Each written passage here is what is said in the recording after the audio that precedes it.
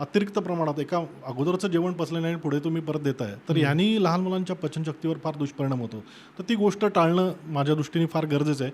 त्यातल्या त्यात जर बघायला गेलात की बाबा एखाद्या मुलाला आता 8व्या-10व्या महिन्यानंतर सर्दी होताना दिसते, तर अशा वेळेस चिक्कू केळीसारखी फळं टाळणं गरजेचं आहे. हं. तुम्ही म्हटल्याप्रमाणे गरम मसाल्याचे किंवा अतिरिक्त तिखट पदार्थ तर हे अजिबातच नाही दिले पाहिजेत. जनरली देत पण नाही कोणी खरं तर. पण एक गोष्ट मी फार प्रामुख्याने पाहिली की पालक यांना की बाळांना अतिरिक्त प्रमाणात गोष्टी ज्या पोषक घटक आहेत ते देतात आणि त्याचा दुष्परिणाम कधी-कधी त्यांच्या पचनसंस्थेवर होताना दिसून येतो. म्हणजे काही वर्षांपूर्वी एक साधारणतः 11-12 महिन्याचं बाळ माझ्याकडे एक पालक घेऊन आलं होतं की त्याला म्हणजे लूज मोशन्स थांबतच नव्हते, जुलाब थांबत नव्हते. तर बारकाईने विचारलं तर ते दिवसातून 5 ते 6 बदाम त्याला उगाळून खायला घालत होते. तर बदाम पचवण्याची ताकद तेवढी नसेल तर नक्कीच मुलांना त्यांच्या पोटाच्या तक्रारी सुरू व्हायला मदत होईल.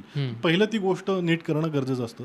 त्यामुळे ह्या दृष्टीनेच पालकांनी विचार करणं गरजेचं आहे की कुठलेही घटक देताना प्रमाणशीर द्या आणि त्याचा तुमच्या होणाऱ्या पाल्यावर काही दुष्परिणाम तर होत नाही याचा पण बारकाईने विचार करा.